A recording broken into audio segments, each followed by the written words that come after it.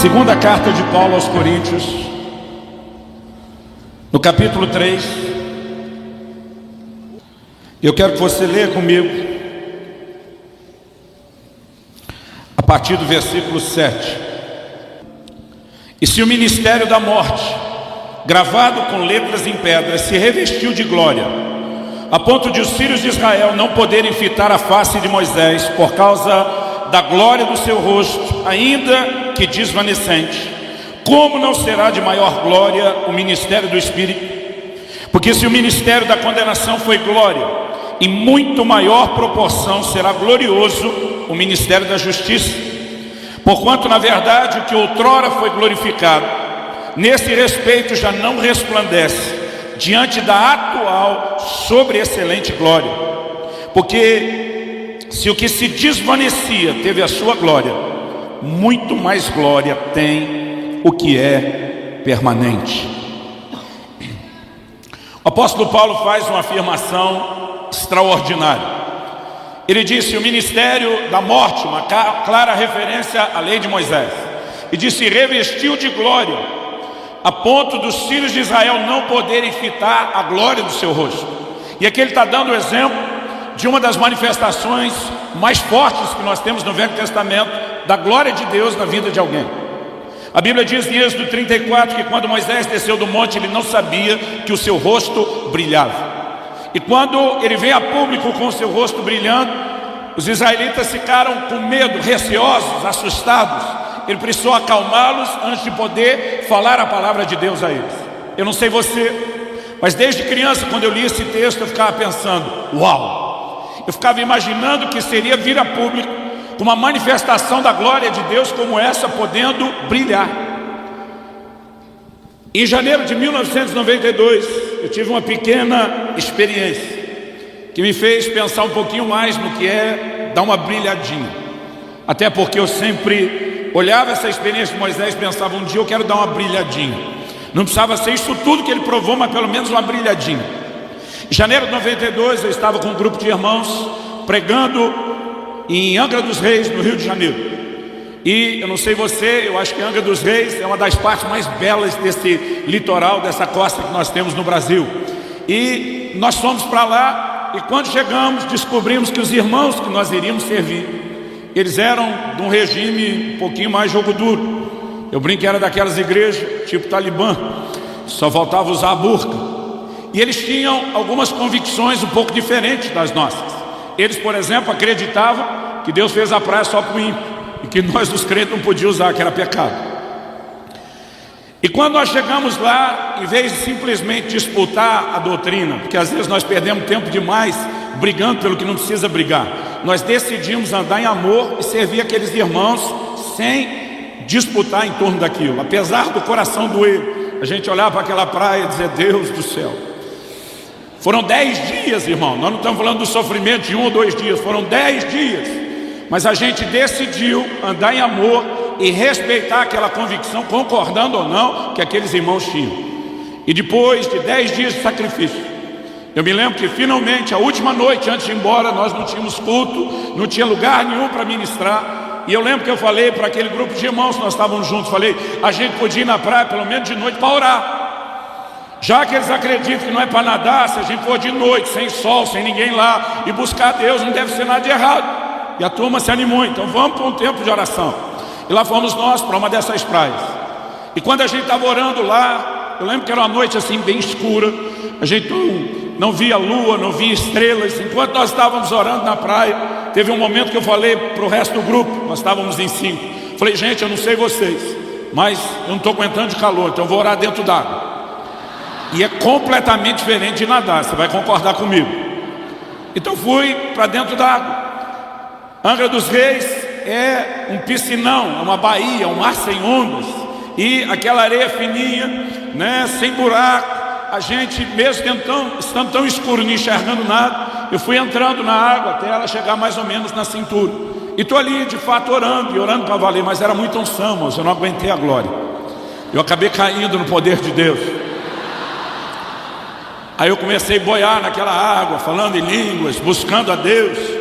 E os outros irmãos que me viram naquela oração refrescante resolveram me acompanhar e orar comigo dentro d'água. Na verdade, dos 5 nós estávamos, só um ficou do lado de fora, pastor Harold, lá da comunidade Via de Guarapuava. Os demais entraram, né? E nós começamos a orar, e a gente estava ali próximo um do outro, orando mesmo. E eu lembro que de repente um deles olha para mim e ele pergunta: o que é que está acontecendo com a sua perna? Eu falei: por quê? Ele diz: olha você mesmo.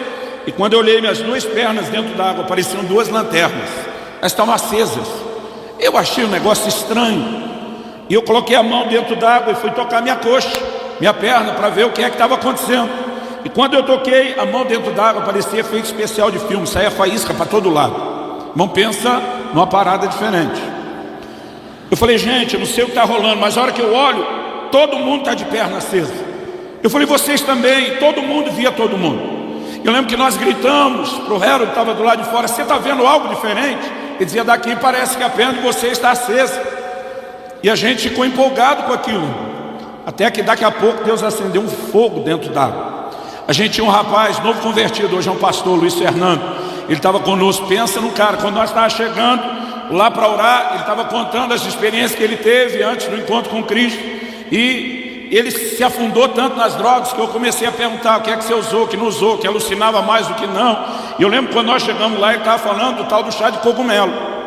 Mas de repente ele falou: não gosto mais de falar dessas coisas, Deus mudou minha vida, deixa para lá. Eu falei: amém, deixa para lá. E nós começamos a orar. Mas quando a perna da gente acendeu depois aquele fogo, Luiz Fernando virou o resto da noite gritando: Jesus, isso é melhor que chá de cogumelo.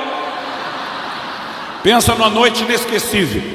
Eu nunca vi isso acontecer antes, eu nunca vi acontecer depois, foi só aquele dia. Agora, irmão, com aquela brilhadinha, mesmo que foi na perna apenas, mesmo que sem muito público, ainda que de noite, né, uma noite dessas escura, que não era difícil perceber, eu fico tentando imaginar o que foi Moisés aparecer. E quem conhece a região, seja estando pessoalmente lá olhando as fotos, você sabe que aquele chão, aquele solo próximo ao Sinai, aquilo é tão claro, irmão, que reflete a luz do sol. Moisés não desceria do alto Sinai durante a noite, porque isso seria algo muito difícil, inviável para aqueles dias e para aquela época, ainda mais para quem está descendo com 2 tábuas do testemunho. Então eu tenho certeza que Moisés se apresenta de dia. Ele está num ambiente claro e todo mundo enxerga aquele rosto brilhando. Irmão, não tem como olhar para isso e não pensar que foi uma manifestação especial, extraordinária. É lógico que quando a gente lê esse texto, dá para empolgar só de imaginar o que dizer viver uma experiência dessa. Mas o esforço do apóstolo Paulo nesse texto é apresentar para mim e para você uma visão de que há uma glória maior do que a de Moisés. E essa glória está à nossa disposição.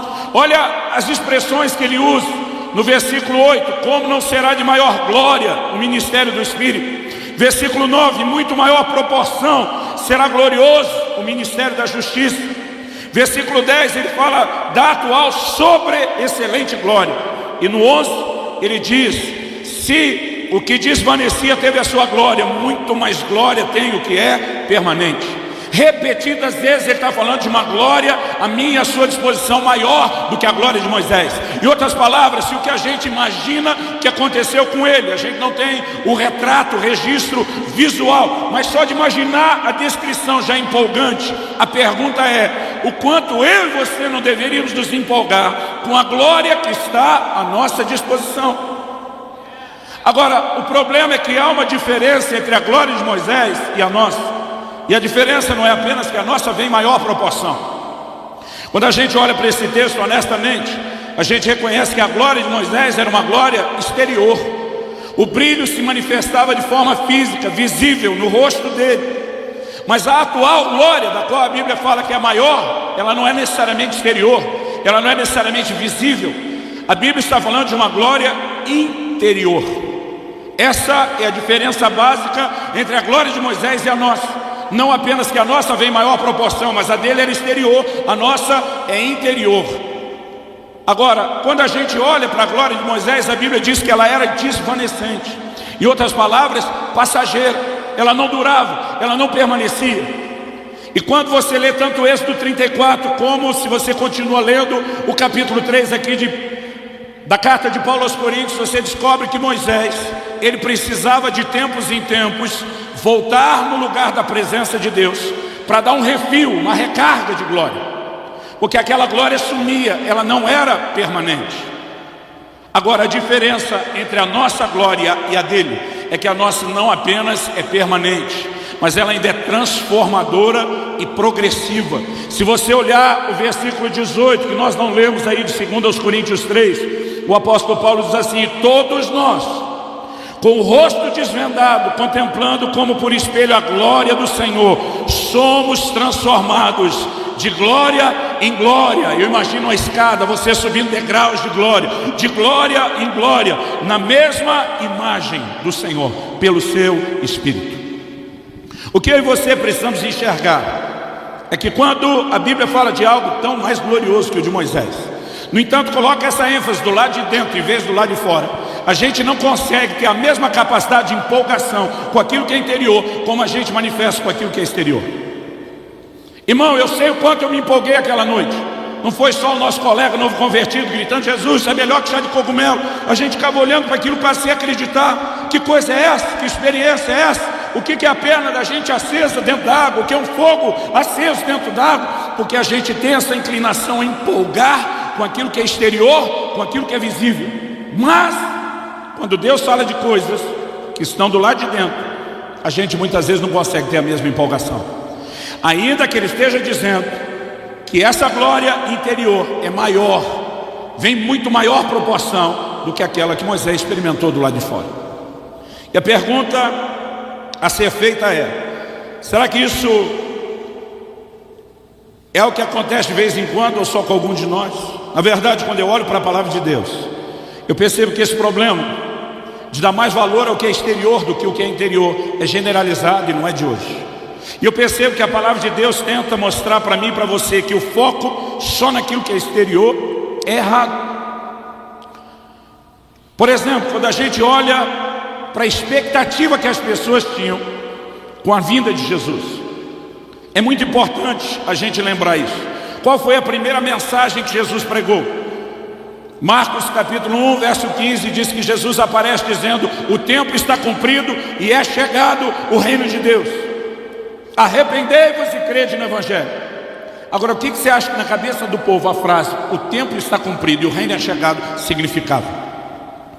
Quando você olha para as promessas do Velho Testamento, em especial a visão que Nabucodonosor tem, ou o sonho que ele tem interpretado por Daniel, registrado lá em Daniel capítulo 2, a Bíblia diz que ele sonha com uma estátua, que a cabeça era de ouro, o peito e os braços eram de prata, o ventre era de bronze e as pernas eram de ferro. E quando Daniel interpreta o significado do sonho, ele diz para Nabucodonosor, o rei da Babilônia, o camarada que comandava nada mais nada menos que o primeiro império de proporções mundiais. Nunca antes na história da humanidade alguém conseguiu dominar o mundo dos seus dias, como aconteceu com o que nós vemos ter acontecido com a Babilônia. Ele é o primeiro imperador mundial. Daniel está diante dele e diz: tu, ó rei, és a cabeça de ouro. Mas ele diz: depois de ti virá um reino inferior ao seu. E o próprio livro de Daniel nos mostra que os medo-persas sucederam a Babilônia no domínio mundial. Então ele está dizendo que naquela estátua, que tem um significado, mudança de metal significa mudança de reino. O livro de Daniel estava sinalizando que haverá uma terceira mudança de metal, da prata para o bronze. E esse bronze representava um terceiro império, a Grécia de Alexandre o Grande. Já há profecias no livro de Daniel sinalizando que seria a Grécia. Mas finalmente havia um quarto império, que nós sabemos veio no formato do Império Romano. Então aquela estátua com 4 tipos de metais significava 4 impérios que iriam dominar o mundo. Mas o que é que o rei viu? Viu uma pedra cortada sem auxílio de mãos. Essa pedra atingia a estátua onde? Nos pés. Cortada sem auxílio de mãos fala de algo que não é humano, fala de algo que é divino, de uma intervenção de Deus. E aquilo era uma referência à vinda do Messias. Aliás, há vários textos nas Escrituras que comparam, o Senhor Jesus com uma pedra, a pedra que os edificadores rejeitaram, a pedra angular, a pedra de esquina. E aquela pedra cortada sem auxílio de mãos atingia a estátua onde? Nos pés. Em outras palavras, a profecia estava dizendo, no momento determinado, Deus enviará o Cristo, o Messias. E quando ele chegaria? A Bíblia estava dizendo que ele chegaria nos dias do quarto império, o Império Romano. Quando a pedra atinge os pés, esse é o significado. Mas o que é que acontecia com a estátua? A Bíblia diz que a estátua virava poeira. Quando aquela pedra atingia a estátua, ela era esmiuçada, levada pelo vento, não sobrava nada a não ser a pedra. E a pedra crescia, se tornava uma montanha que enchia toda a terra. O que é que Deus estava dizendo? Deus estava dizendo, durante um tempo, eu vou deixar vocês, os homens, governarem o mundo, até que eu envie a minha pedra que vai acabar com a brincadeira. E eu, através da minha pedra, vou levantar o meu reino, que vai se estabelecer em toda a terra. Irmão, nós não tivemos nada mais além desses 4 impérios. Nenhuma tentativa recente, nem de Napoleão, nada funcionou. E depois de Roma, ninguém nunca mais dominou o mundo. Porque Deus estava dizendo, essa brincadeira de governar a terra está com o tempo contado. E quando eu colocar fim nessa brincadeira, eu vou trazer meu próprio reino. Agora, Jesus aparece quando? Nos dias do 4º império, e diz, o tempo está cumprido, o reino de Deus chegou. O que é que você acha que a turma estava esperando? Vocês acham que ele estava imaginando um reino espiritual? Não. O que estava na cabeça da turma era um reino físico. Sem desmerecer aqueles apóstolos que largaram tudo para andar do lado de Jesus. Mas o que estava de olho, irmão, era um outro tipo de oportunidade. A Bíblia diz que a mãe de Tiago e João, os filhos de Zebedeu, vão junto com eles botar uma pressão em Jesus. E diz, Senhor, quando te assentares no trono da tua glória, permita que meus filhos se sentem um à sua direita, outro à sua esquerda. O que ela está dizendo? Seu trono ninguém pode concorrer. Quem se meteu com isso se lascou. Mas nos lugares da direita e da esquerda, dá para reservar para a família. Em outras palavras, ela está dizendo, deixa meus filhos serem ministros da fazenda e do planejamento. Ou ela está dizendo, deixa a faca e o queijo na mão da família. E sabe o que é interessante? A Bíblia diz que os 10 se indignaram com os dois. Por que se indignaram, irmão? Porque os 10 também queriam sentar à direita e à esquerda. E não tinha lugar para todo mundo. Eles estavam numa expectativa de uma manifestação física. Nós percebemos isso, o texto que eu citei está lá em Mateus 20 e 21, se você estiver anotando. Mas em vários momentos. Por exemplo, em Lucas no capítulo 19, nos versículos 11 e 12, a Bíblia diz que Jesus resolveu contar uma parábola, algo que ele fazia sempre.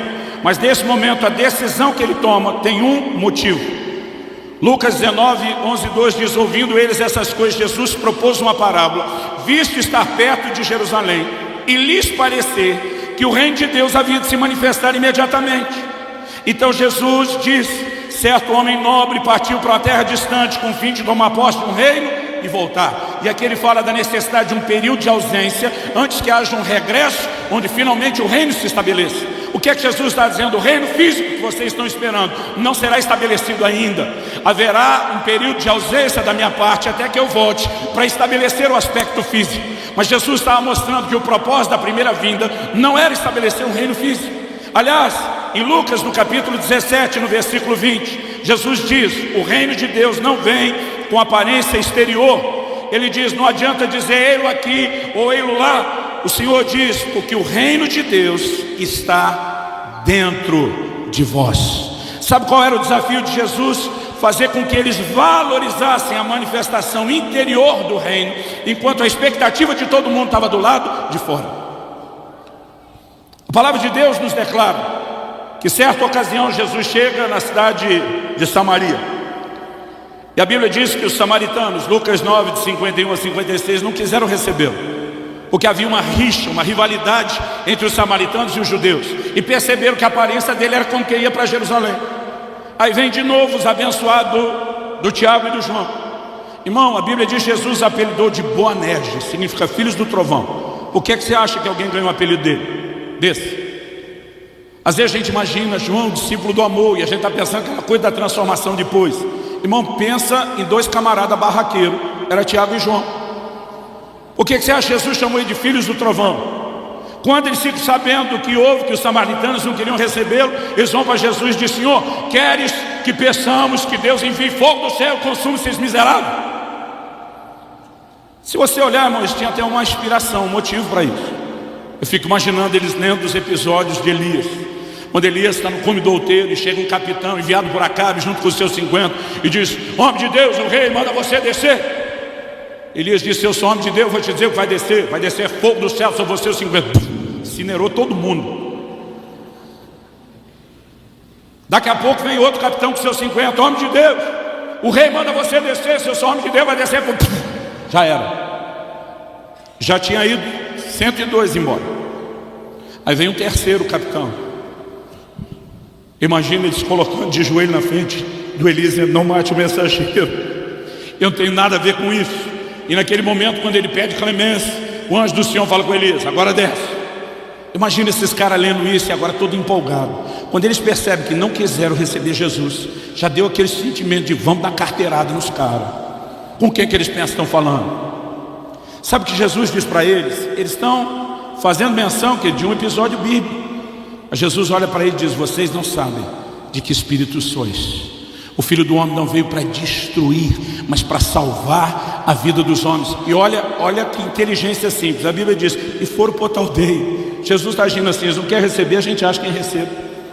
Sabe, querido, às vezes a gente faz muita tempestade quando poderia contornar e resolver as coisas de uma forma bem mais simples. Hashtag fica a dica. Mas sabe qual era o problema deles? O tempo todo, a empolgação com as coisas ligadas ao reino é: tudo tem que ser espetacular, tudo tem que ser piromaníaco, tudo tem que vir chacoalhando, agitando, mesmo depois da ressurreição de Jesus. Atos 1:6, é nesse tempo que restauras o reino de Israel. Tipo, e aí, vamos mandar no mundo ou não vamos? Agora a pergunta a ser feita é: será que só eles é que tinham dificuldade de colocar o foco muito mais forte no exterior do que no interior? Ou a mesma coisa não acontece comigo, com você? Irmão, fala aí, quando a gente sai de um culto onde teve aquele mover externo, visível, barulhento do Espírito Santo, a gente sai e diz: esse culto foi bom. Mas dependendo do que Deus fez, a gente não sai falando a mesma coisa. Eu gosto de uma frase que eu ouvi muitos anos atrás: culto bom não é necessariamente aquele que você sai feliz com o pregador, mas às vezes aquele que você sai triste com você mesmo. Porque há formas distintas de Deus agir e operar. E eu não estou dizendo, irmão, que nós vamos deixar de valorizar o barulhento. Eu estou dizendo que a gente não pode dar valor só para isso, em detrimento de outras coisas que são tão importantes quanto, ou, de acordo com o que eu quero te falar, em alguns casos até mais importante do que só o barulho. Dito isso, que o foco só no exterior é errado e que esse é um problema antigo e com certeza afeta eu e você, eu quero que você possa pensar comigo qual é a ênfase do Novo Testamento sobre a manifestação da glória. Ainda que você veja Jesus se transfigurando no monte, ainda que haja manifestações físicas, o foco é um só. E lá em Colossenses, no capítulo 1, no versículo 27, a gente lê: Cristo em nós, ou em vós, Paulo falando para os outros, a esperança da glória. Você pode repetir isso comigo? Diga: Cristo em nós, a esperança da glória. Quando Paulo está falando dessa glória que é maior do que a glória de Moisés, qual é o foco dele? É quando ele chega no versículo 18 e diz: e todos nós somos transformados de glória em glória, uma glória progressiva, não só permanente, mas progressiva. E diz: somos transformados na imagem do Senhor Jesus. O foco de glória do Novo Testamento vai sempre bater num ponto e numa tecla muito específica, que tem a ver nada mais nada menos do que a manifestação ou a formação da imagem do Senhor Jesus em nós.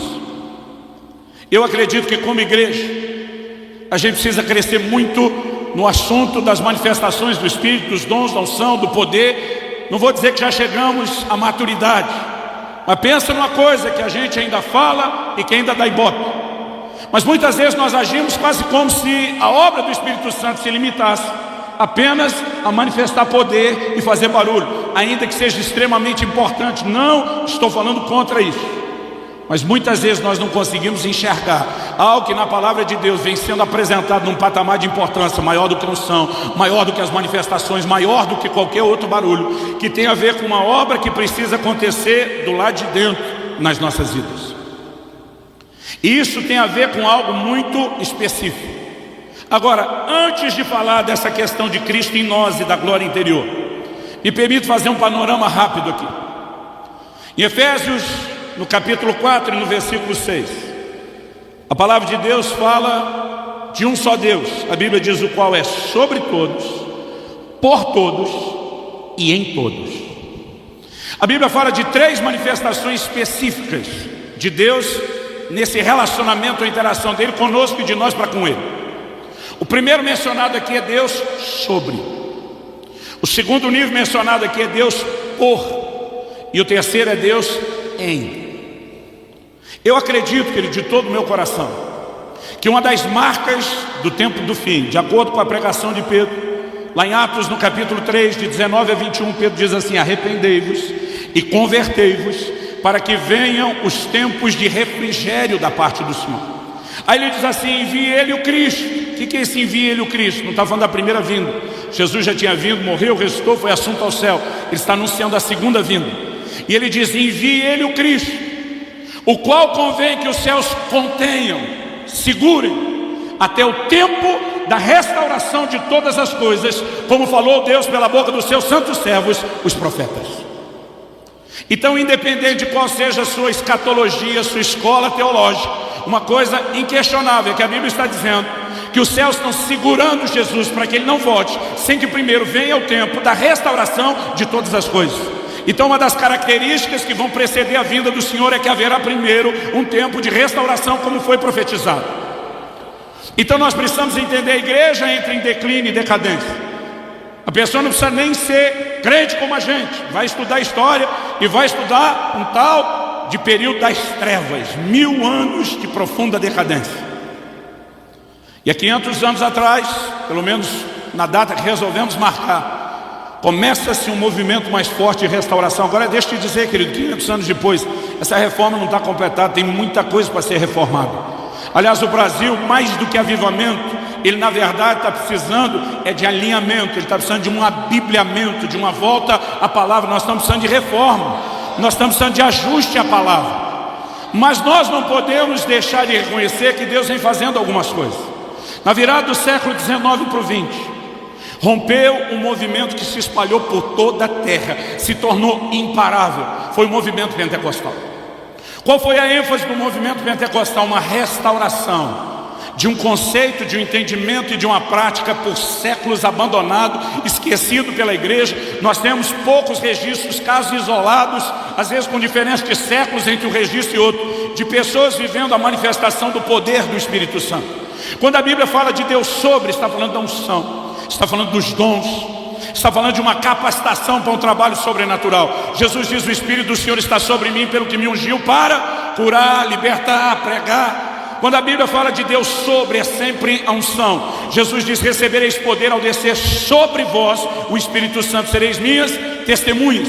Deus sobre, querido, é a manifestação do poder do Espírito Santo, que nos leva a servir e operar de forma sobrenatural. Quando o movimento pentecostal veio, as pessoas começaram novamente a experimentar o batismo do Espírito Santo. Os dons voltaram a aparecer. E de repente, num pequeno prazo de tempo, toda a terra foi engolida por um mover sem precedentes que se espalhou por toda a terra. Deus estava restaurando um desses níveis de interação que Ele tem conosco, que é Deus sobre todos. Mas os anos passaram e nós tivemos uma outra grande onda da parte de Deus. Na virada da década de 50 para a década de 60, mais uma vez, e agora falando do século 20, uma onda de Deus varreu toda a terra.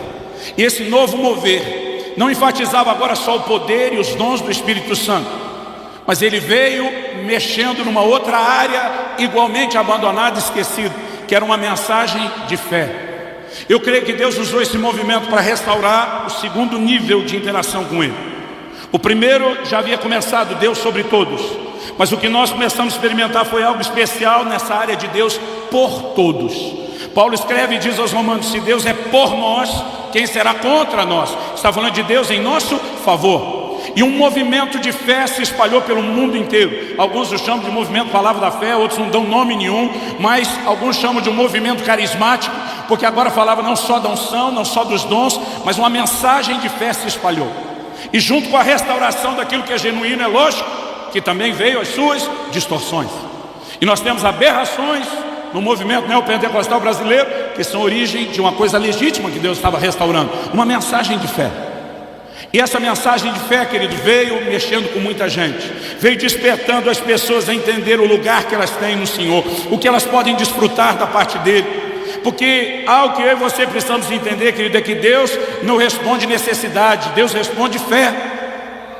Uma pessoa não é curada só porque precisa de cura, assim como alguém não é salvo só porque precisa de salvação.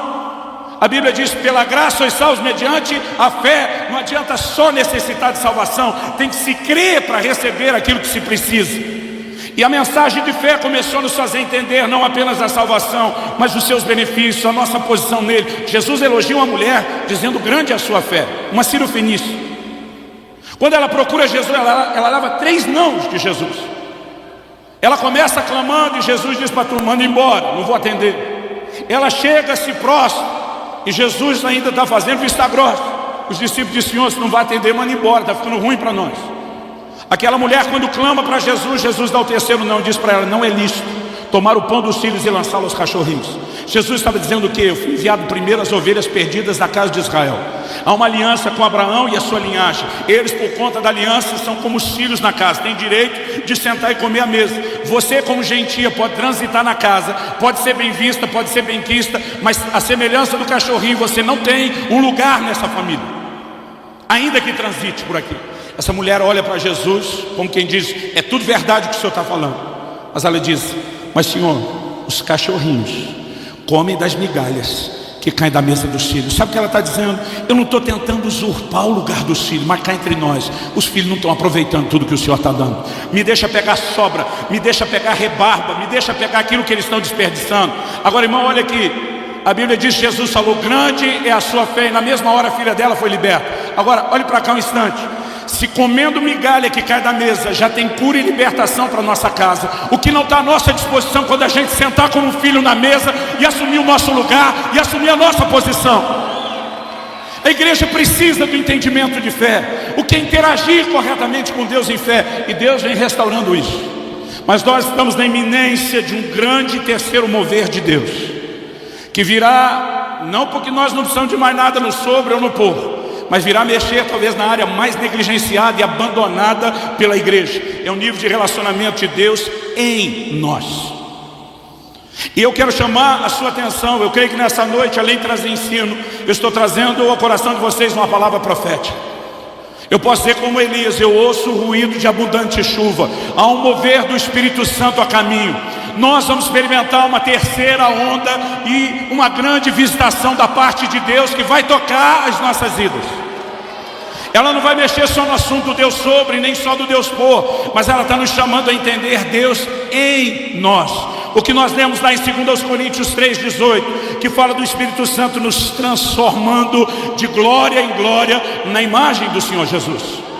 O que a palavra de Deus diz lá em Efésios 4,13, a razão pela qual Ele estabeleceu os dons ministeriais na igreja. Eu acho engraçado que tem um monte de gente brigando para tentar defender que os dons ministeriais são para hoje, e eu acredito nisso.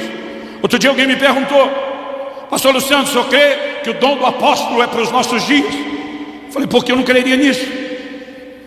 A Bíblia diz em Efésios 4,11 que Ele deu apóstolos, profetas, evangelistas, pastores e mestres. O 12 diz por quê? Para o aperfeiçoamento dos santos. O 13 dá o prazo de validade, até que todos cheguemos à unidade da fé, do pleno conhecimento do Filho de Deus, à estatura do varão perfeito.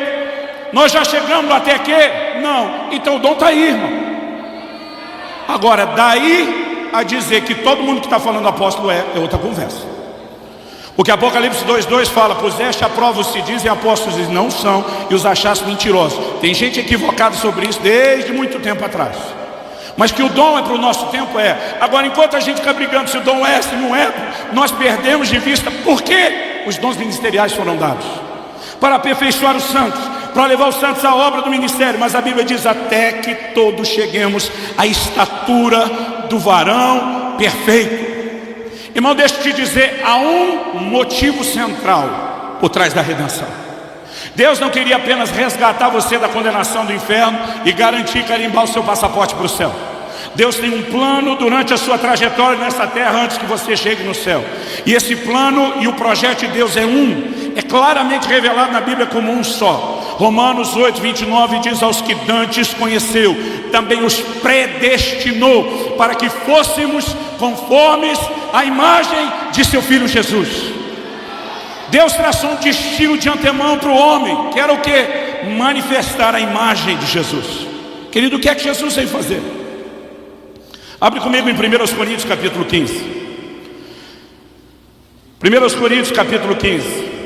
E aqui a palavra de Deus o chama.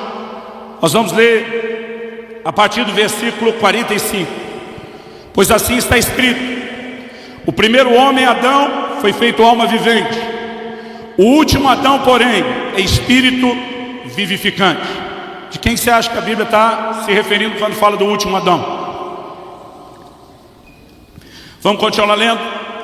46, mas não é primeiro o espiritual e sim o natural, depois o espiritual. O primeiro homem formado da terra é terreno, Adão. O segundo homem é do céu. De quem está falando? De Jesus. 48, como foi o primeiro homem o terreno, tais também são os demais homens terrenos. E como é o homem celestial, tais também os celestiais. Assim como trouxemos a imagem do que é terreno, devemos trazer também a imagem do que é celestial. O que a Bíblia está dizendo? Que Adão, o primeiro homem, veio para ser um cabeça de raça, uma matriz que reproduziria semelhantes seus. Mas a matriz foi comprometida por causa do pecado, e a reprodução toda também se tornou comprometida. Romanos 5,12 diz: por meio de um só homem, uma clara referência a Adão, entrou o pecado no mundo, através do pecado a morte passou a todos os homens. Bagunçou tudo. E Deus diz: eu preciso levantar um novo cabeça de raça, não comprometido pelo pecado, não alterado na sua imagem, que é a matriz reprodutora de pecado. E aí você tem Jesus sendo concebido, e essa é a essência da redenção, concebido de forma sobrenatural. Tem o nascimento virginal, sua entrada sem pecado na terra. Mas ele não apenas entra, ele vence o pecado o tempo todo. Hebreus 4,15 diz que ele foi tentado em todas as coisas, a nossa semelhança, mas sem pecado. E agora ele se torna um novo cabeça de raça, para gerar pessoas semelhantes a ele. Quando Jesus fala para Nicodemos, o que é nascido da carne é carne, ele está dizendo para Nicodemos o quê? Depois de dizer: importa-vos nascer de novo, Nicodemos diz: eu vou entrar no ventre da minha mãe e nascer de novo. Ele diz: não, campeão, quando você nasceu a primeira vez é carne, isso aí está definido, a sua carne reproduz Adão. Mas o que é nascido do Espírito, ele está dizendo: haverá agora um outro nascimento, que vai permitir que, assim como naturalmente você reproduz o que Adão tem, espiritualmente você vai poder reproduzir aquilo que eu vim trazer. Jesus é a matriz que precisa ser reproduzida. Agora, o que é o Evangelho, querido? É não apenas um claro sinal de Deus dizer: sai do seu lugar de pecado, entenda, se aproprie da redenção, mas também o entendimento de que nós devemos nos deixar ser trabalhados, moldados e transformados por Ele. Transformados no quê? Na imagem do Senhor Jesus. Abra comigo a sua Bíblia em Efésios, no capítulo 3. E nós vamos ler a partir do versículo 14. Efésios capítulo 3, a partir do versículo 14. Paulo diz: por essa causa me ponho de joelhos diante do Pai, de quem toma o nome toda a família, tanto nos céus como sobre a terra. Verso 16: para que segundo a riqueza da sua glória, diga comigo, glória. Você lembra que é disso que nós estamos falando, ok? Para que segundo a riqueza da sua glória vos conceda que sejais fortalecidos com poder, diga comigo, poder. Agora ele diz: mediante o seu Espírito no homem interior. Diga comigo, homem interior. Feita essa pequena introdução, quero dizer que o tema da minha mensagem hoje é o poder interior. Não, na verdade eu esqueci de falar no começo. A palavra de Deus fala de uma ação do Espírito Santo, onde? No homem interior, aonde Deus manifesta o seu poder com uma intenção muito específica: reproduzir e manifestar em nós a sua glória. Vamos continuar lendo. Verso 17: e assim habite Cristo no vosso coração pela fé, estando vós arraigados e alicerçados em amor. Quando ele diz: e assim habite Cristo no vosso coração pela fé, ele não está falando de um pecador que vai se converter e Jesus vai vir morar no coração dele. Ele está falando para a gente crente o tempo todo, a epístola toda. Quando ele diz: e assim habite Cristo no vosso coração, ele está falando da reprodução da imagem de Jesus, que é o sonho e o projeto de Deus para cada um de nós.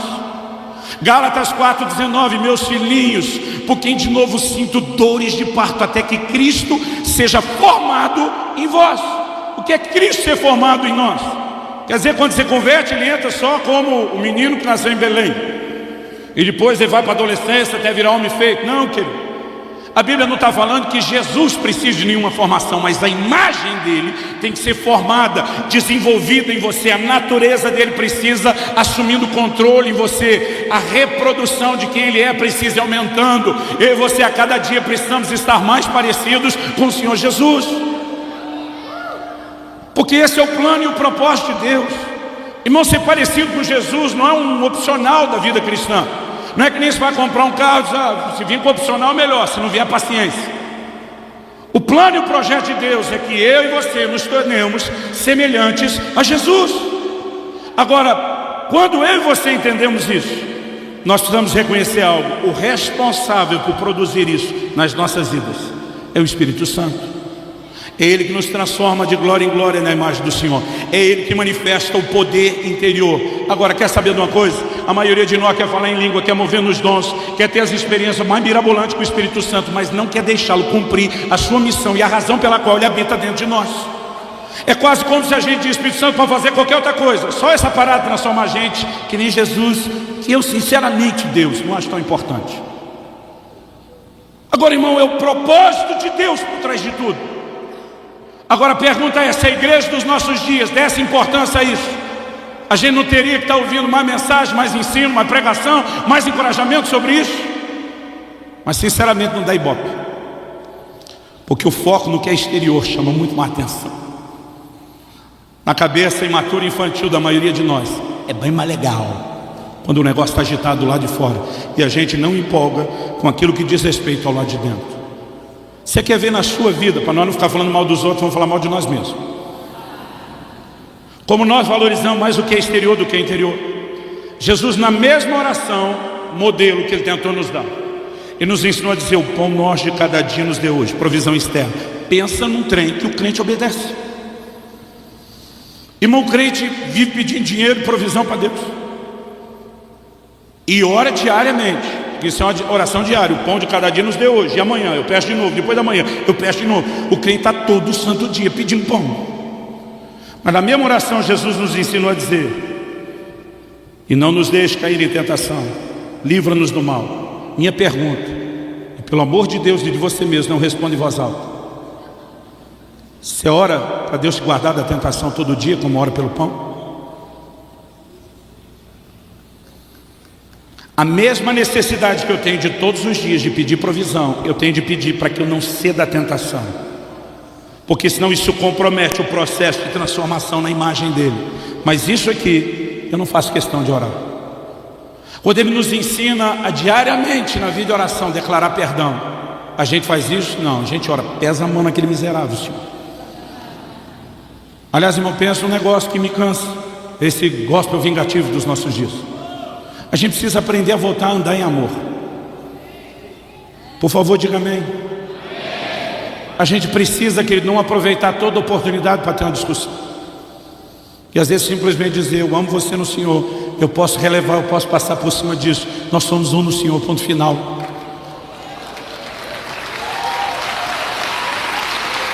Quando,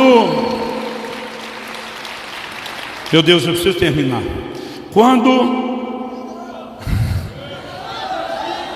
Quando a gente entende a grandeza da obra interior do Espírito Santo, esse é meu ponto final. Quando a gente entende a grandeza dessa obra interior do Espírito Santo, algo vai se tornar revolucionário. Abra a sua Bíblia em Mateus, no capítulo 11, a partir do versículo 9.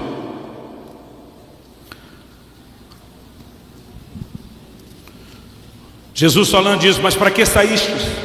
Para ver um profeta? Sim, eu vos digo, e muito mais que profeta. Esse é de quem está escrito: eis aí eu envio diante da tua face o meu mensageiro, o qual preparará o teu caminho diante de ti. Em verdade vos digo, entre os nascidos de mulher, ninguém apareceu maior do que João Batista, mas o menor no reino dos céus é maior do que ele. Vamos parar e dar uma olhada no que Jesus falou. Em primeiro lugar, Jesus diz: o cara não é só profeta, é mais do que profeta. E Deus só falou isso de outro camarada na Bíblia, que foi Moisés. Ou seja, pensa num cara que está recebendo moral agora. No entanto, apesar de Deus ter falado a mesma coisa de Moisés, dizendo é mais do que profeta, Jesus bota João Batista num patamar aqui, acima dos outros. E diz: dentre os nascidos de mulher, diz, pega a galera toda de João para trás. E diz: não tem ninguém maior do que João Batista. Sabe o que ele está dizendo? Moisés não é páreo para João Batista. Sabe o que ele está dizendo? Abraão não é páreo para João Batista.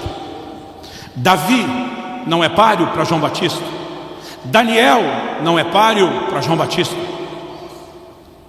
Elias não é páreo para João Batista. Agora, irmão, vamos pensar. Abraão é o pai da fé, tem uma fé extraordinária. A gente vai lá vasculhar a vida de João Batista, o que você acha? Um camarada que depois que foi preso, manda perguntar para Jesus: és tu mesmo Cristo ou devemos esperar outro? Fala aí. O cara estava no mais alto e perfeito nível de fé. Ele parecia ser bem frágil como eu e você. Moisés operou milagre pra caramba. Você vai dar um examinado de João Batista e você não vê evidências de milagres no ministério dele. Aí você vai lá e dá uma espiada no Davi, pensa no adorador. A Bíblia nem diz pra gente se João cantou alguma coisa alguma vez ou não. Aí você olha para um Daniel que predisse coisas com poucos profetas. Você vai dar uma examinada de João Batista, irmão, parece que não teve uma revelação do futuro, a não ser dizer: ó, ele é o Cordeiro de Deus que chegou, não é nem que está chegando. O Elias fez descer fogo do céu, veio arrebentando a boca do balão. O João Batista conseguiu afundar um monte de gente na água e só. Não, irmão, na real, onde esse camarada é maior do que a turma dele, do que os que vieram antes dele. Só tem uma frase que ajuda você a entender onde ele é maior do que os outros, e que Jesus no final do versículo não está se contradizendo. Porque depois Jesus diz assim: mas o menor no reino dos céus. Ele está dizendo: o mais fulamba de vocês é maior do que ele. Só tem um jeito de você entender como João é maior do que os outros e como nós nos tornamos maior do que eles. Quando o anjo do Senhor aparece a João Batista, a Zacarias, o pai de João Batista, ele dá um detalhe de algo que ninguém antes dele nunca teve. Ele pode não ter tido a fé de Abraão, os milagres de Moisés, o fogo de Elias, a profecia de Daniel, a adoração de Davi, mas o anjo do Senhor diz: ele será cheio do Espírito Santo desde o ventre da sua mãe. As pessoas no Velho Testamento tinham unção sobre elas, eram ocasionalmente cheias, mas ninguém vivia com a presença permanente do Espírito de Deus dentro deles. Agora, sabe o que o anjo está dizendo? Ele está trazendo algo que ninguém antes dele teve. Agora Jesus olha e diz: por conta disso, ele é maior do que todos. Sabe o que ele está dizendo, querido? Muito mais do que ter os sinais que essa cambada de homem de Deus teve. Há algo glorioso, é o que Paulo está sustentando em 2 Coríntios 3. É a presença do Espírito Santo habitando em nós. Agora eu e você, diferente de João Batista, ainda podemos nascer de novo, podemos ser transformados de glória em glória na imagem de Jesus. Então ele diz: ele é maior do que a turma, mas o mais fraquinho, o crente mais sem vergonha do meio de vocês pode ser maior do que João Batista. O problema é que nós não temos entendido a grandeza da obra interior do Espírito Santo. A gente quer valorizar só o que é exterior, e eu não quero depreciar o que é exterior hoje, mas eu quero a semelhança de Paulo dizer: tem algo que é uma glória maior do que aquele barulho que acontece do lado de fora. É quando Deus nos transforma na imagem do Senhor Jesus. Quem está entendendo, diga amém. Agora vamos pensar junto. Eu não estou dizendo que nós temos que escolher, porque Deus não está mandando a gente escolher. A Bíblia diz que Ele é sobre todos, por todos e em todos. A gente tem que ter as três coisas. Mas no início do meu ministério, eu só pregava a parte do Deus sobre unção, poder, dons, e a parte do Deus por fé. Sempre preguei fé. O que demorou para eu entender foi essa parte do Deus em nós e de transformação. Eu compartilho isso no meu livro, O Agir Invisível de Deus. Eu tive um acidente de carro em agosto de 93, que me gerou muita crise, porque sempre tem um amigo da onça, tipo aqueles amigos de Jó, quando você passa um momento ruim que ele quer provar que você está em pecado. Eu tive esse acidente numa viagem que a gente fazia no ministério. Eu lembro que alguém me perguntou: vocês oraram antes da viagem? Com quem diz, deve ter faltado oração. Eu falei: criatura, a gente não orava só antes da viagem, a gente orava a viagem. No dia do acidente fazia 6 horas que o pau estava quebrando dentro do carro, irmão. Pensa numa reunião de oração ambulante, era aquele carro na estrada. Aí vinha hoje: você tem certeza que não tem pecado? Eu pensava: pecado está para acontecer, a hora que eu vou no seu pescoço, miserável. Mas o problema é que eu fui conversar com Deus. Eu dizia: Senhor, por favor, me diz o que aconteceu. Eu dizia: tenho certeza que isso foi coisa do cão, do Satanás. Mas o diabo só toca em alguém com permissão, ou nossa. Por isso que a Bíblia diz: não dê lugar ao diabo. E permissão nossa não é que você acorda numa manhã, num momento insano, escreve um documento, vem por meio dessa, autorizar o miserável do Satanás fazer uma devassa na minha vida. Mas quando a gente peca, quebra princípio, é isso que acontece. Ou, como a gente lê no livro de Jó, tem que ter uma autorização soberana de Deus. E eu fui para Deus em oração e falei: nós dois sabemos que não fui eu que dei a autorização. Como quem disse, só sobrou você. Eu dizia para Deus: eu recorro ao Supremo Tribunal Celestial, em última instância, eu apelo em todos os níveis. O Senhor sabe que não fui eu. A minha pergunta para Ele é: por que isso aconteceu? E o problema é que durante mais de um ano, querido, houve silêncio. E Deus não falava nada. Mas 1 ano e 3 meses depois do acidente, eu estava sendo agora ordenado no ministério pastoral, reconhecido à frente de uma igreja. Porque uma das coisas que esse acidente gerou foi uma reviravolta, que me tirou só do itinerante e me levou a cuidar de uma igreja. E na hora que os pastores impuseram as mãos sobre mim e começaram a profetizar, um deles, que hoje, na época me mentoreava, hoje ele é parte da minha equipe, trabalha comigo, Francisco. E na hora que impôs as mãos para orar comigo, ele teve uma visão aberta de um anjo de Deus em pé do meu lado. Ele viu o anjo como você está me vendo, ele ouviu o anjo como você está me ouvindo. O anjo falou para ele: eu fui enviado da parte do Deus Altíssimo, Todo-Poderoso, porque você tem uma preocupação muito grande com esses ministérios. E apontou, nós estávamos em 3. Mas o anjo falou para ele: o Senhor quer tranquilizar o seu coração, ele te faz saber que eles estão nas mãos dele, não há motivo para que você tenha medo. Eu entendo hoje o medo dele. Eu fui ordenado com 20 anos de idade, solteiro. Eu brinco, Douglas, que hoje nem eu ordenaria o mesmo ministério. Não, naquela época. Mas o Senhor falou com ele a respeito do assunto. Mas disse, apontou o dedo para mim e disse assim: eles estão no lugar certo, na hora certa, fazendo a coisa certa. Apontou para mim e falou: quanto porém a este? E aí o caldo entornou para o meu lado.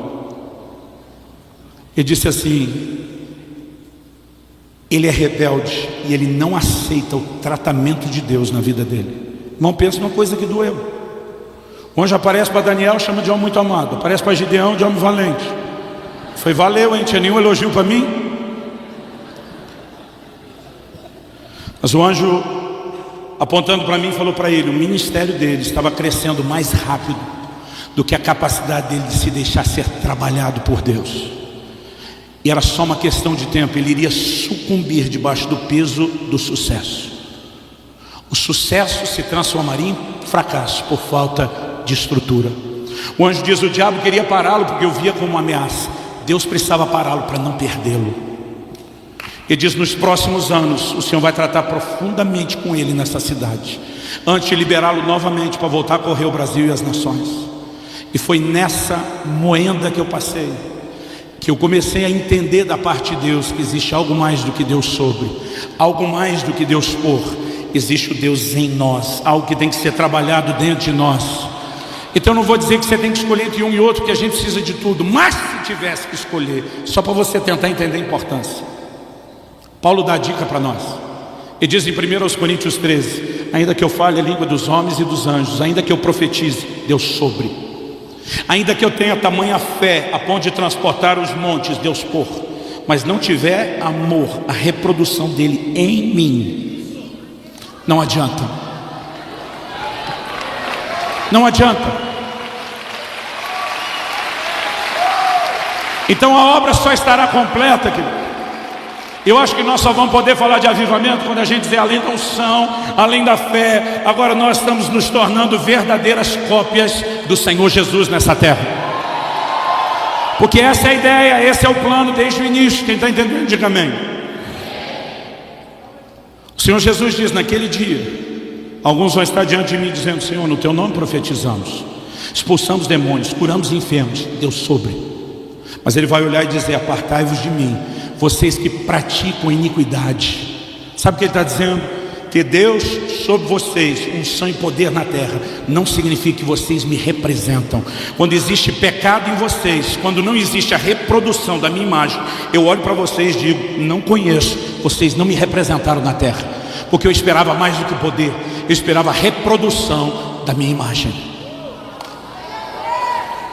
Quando a gente começar a perceber isso e a ficha cair, nós vamos entender que a mais gloriosa manifestação do Espírito Santo que eu e você podemos viver, e que vem os dons, e que vem uma fé maior, mas a mais gloriosa manifestação do Senhor nas nossas vidas é a reprodução da imagem de Jesus em nós. Vamos ficar em pé para parecer que está acabando.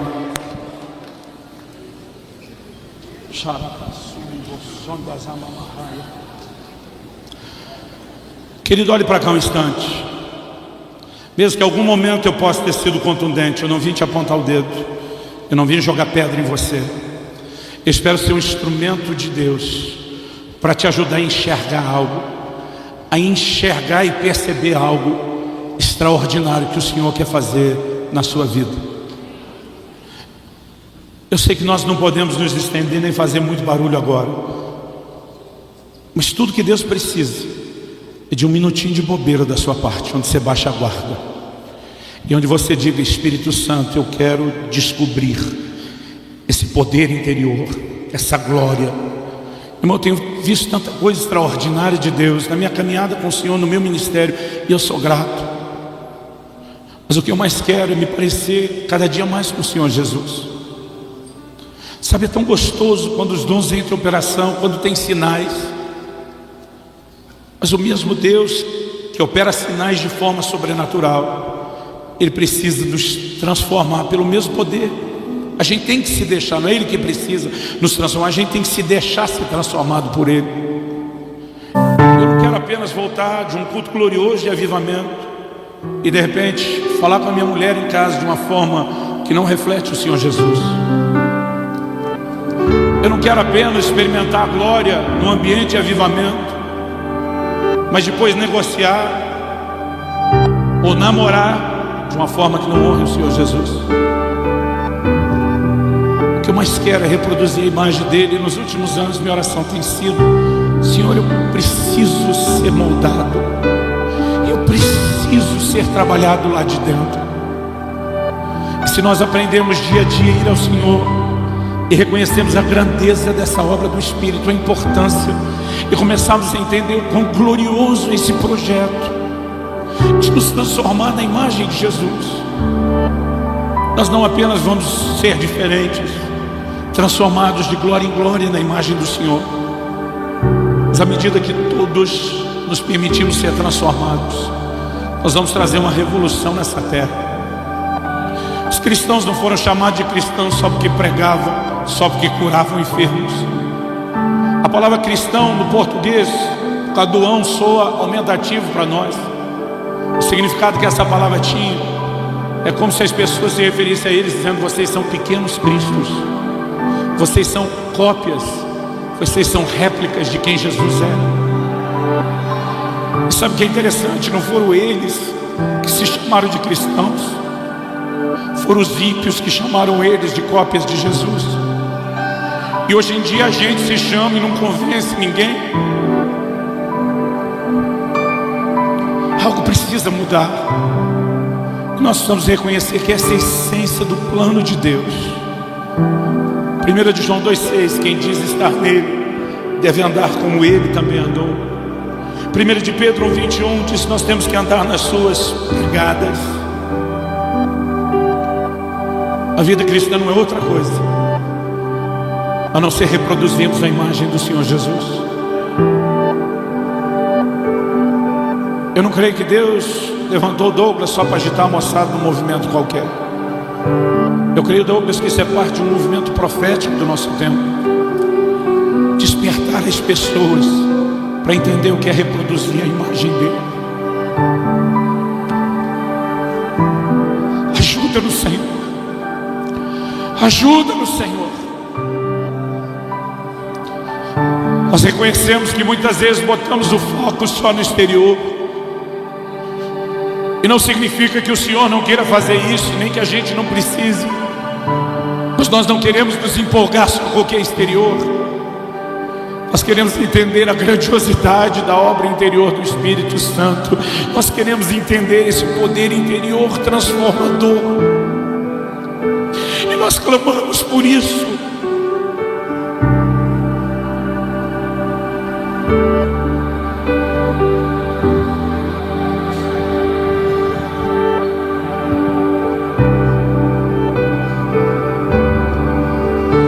Ah, Senhor, nós clamamos por isso. Em nome de Jesus. Espírito Santo, se você não abrir os nossos olhos, se o Senhor não trouxer a revelação, terá sido só um discurso, uma palestra, e nós clamamos por mais, muito mais do que isso, em nome de Jesus. Abre os nossos olhos, traz revelação, entendimento espiritual, e que o Senhor encontre em nós resposta, que o nosso coração seja achado vulnerável à aplicação da Tua palavra, que haja em nós correspondência, e que um verdadeiro exército que reproduza a Tua imagem e a Tua natureza seja levantado nessa terra, e que nós sejamos parte dele. Nós clamamos em nome de Jesus. Fala com ele, querido, do seu jeito, da sua maneira. Eu pedi para você ficar em pé, mas ora como você achar melhor, em pé, sentado, de joelho, em voz alta, em voz baixa. Mas apenas deixe que o Espírito Santo te envolva por alguns instantes.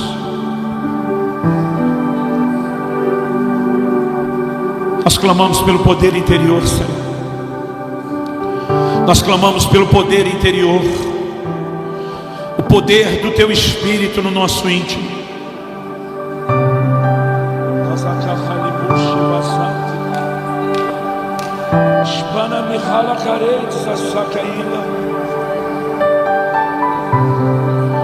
Sopra sobre a Tua igreja, não somente sobre nós neste lugar, sopra sobre a igreja brasileira nesses dias, sopra sobre as nações.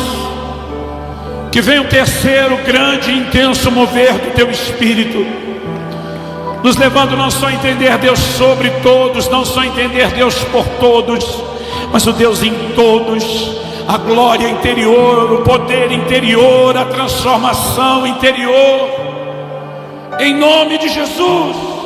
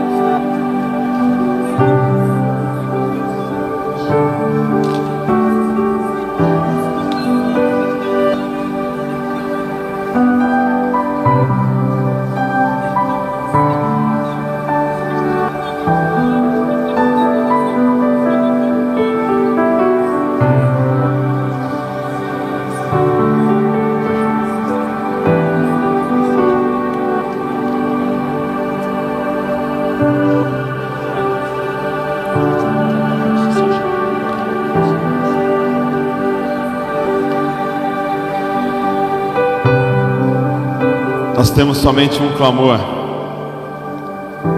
nos faz parecidos com Teu Filho, Senhor. Nos faz parecidos com Teu Filho, Senhor. Nos faz parecidos com Teu Filho, Senhor. Forma Cristo em nós, para que possamos formar Cristo nas pessoas ao nosso redor, Senhor. Forma Cristo em nós, verdadeiras cópias de Cristo espalhados por essa nação, Senhor. Que as pessoas reconheçam Cristo em nós, que a gente suma e que Ele apareça em nós, no nome de Jesus. Amém, amém e amém. Glória a Deus. Confira esta outra linda pregação que pode tocar seu coração e inspirar sua fé.